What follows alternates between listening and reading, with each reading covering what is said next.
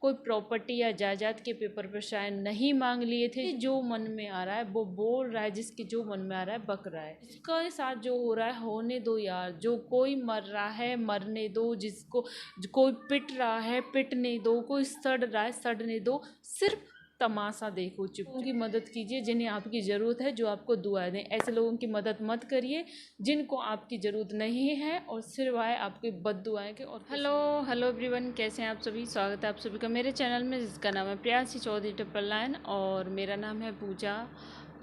आज मैं बात करने वाली हूँ, क्या बोलूँ, किसके बारे में बात करने वाली हूँ।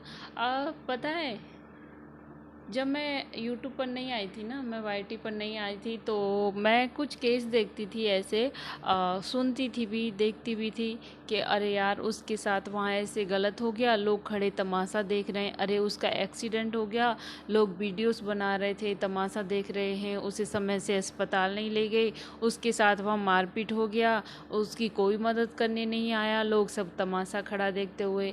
मतलब ये सब मैं देखती थी ना, तो मुझे उस वक्त बहुत बुरा लगता था, बहुत गुस्सा आता था लोगों पे कि किस तरह के लोग हैं, किस तरह से मतलब खड़े होकर तमाशा देखते रहते हैं। किसी के साथ इतना बुरा हो रहा है और फिर भी मतलब कोई आगे क्यों नहीं बढ़ता, किसी का कोई मदद क्यों नहीं करता, किसी को इंसाफ क्यों नहीं दिलाता कोई।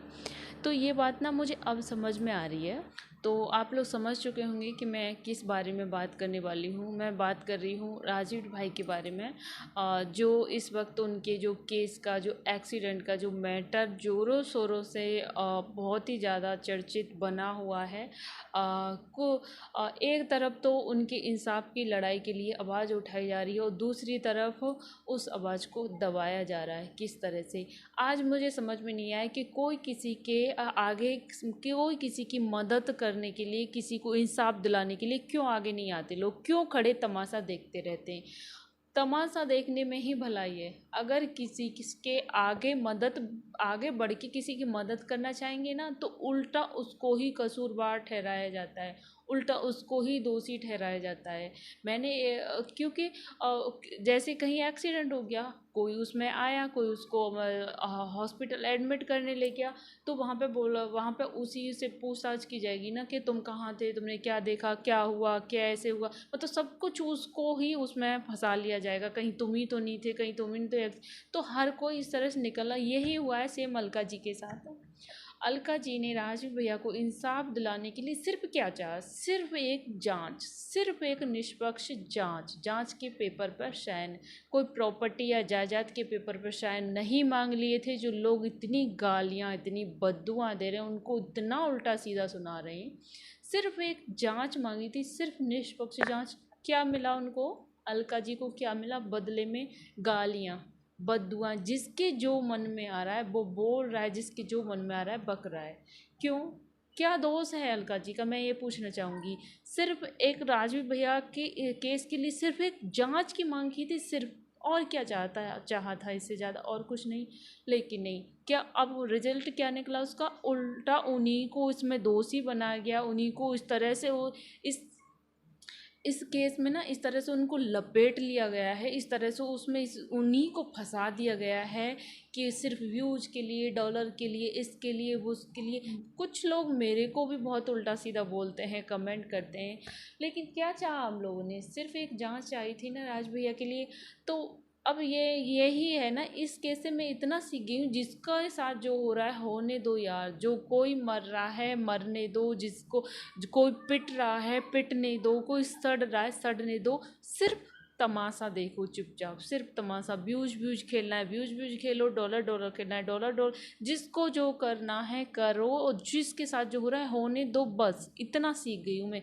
किसी की मदद के लिए आगे मत बढ़ो, किसी को इंसाफ दिलाने के लिए महान मत बनो कि हम उसको इंसाफ दिलाएंगे, उसके साथ गलत हुआ। और इतना रोई है वो, इतना रोई है। मैंने उनकी, किसी ने देखा ना, मैंने उनकी आंखों में दर्द देखा है, जो आप जैसे कुछ लोग नहीं समझ रहे।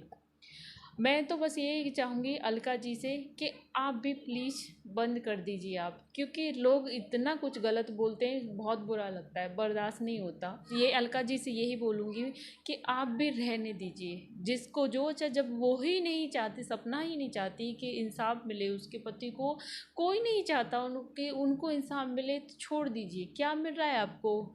क्या मिल रहा है? सिर्फ गालियाँ, बददुआएं। आपके पति के लिए इतना कुछ बोलते हैं, आपके बच्चों के लिए इतना कुछ बोलते हैं, आपके लिए इतना क्यों अपनी जान खतरे में डाल रही हो? क्यों? किसी को शौक नहीं है अपनी जान को खतरे में डाल के किसी को इंसाफ दिलाने का? सिर्फ इतना सीख गई हूँ, जिसके साथ जो हो रहा है होने दो, मस्त रहो अपने आप में, सब बस बस चुपचाप बैठ कर, खड़े होकर तमाशा देखते रहो। इतना मुझको, मेरे को अब समझ में आ गया कि कोई किसी की मदद क्यों नहीं करना चाहता। कि अरे उसको इंसाफ नहीं मिला, उस अरे जब यहाँ तो लोग चाहते ही नहीं है हमको इंसाफ मिले यार। छोड़िए, जिसको ज़रूरत है आप उसकी मदद कीजिए। और बहुत सारे केस हो रहे हैं, अभी श्रेया केस भी हुआ है, आप उस पर वीडियोस बनाइए, उस श्रेया तिवारी को इंसाफ दिलाइए। अलका जी, उसको इंसाफ दिलाइए, ताकि ऐसे लोगों की मदद कीजिए जिन्हें आपकी ज़रूरत है, जो आपको दुआ दें। ऐसे लोगों की मदद मत करिए जिनको आपकी ज़रूरत नहीं है, और सिवाय आपके बद्दुआएं के और कुछ नहीं दें। जिसको बुरा लगा हो माफ़ी चाहती हूँ।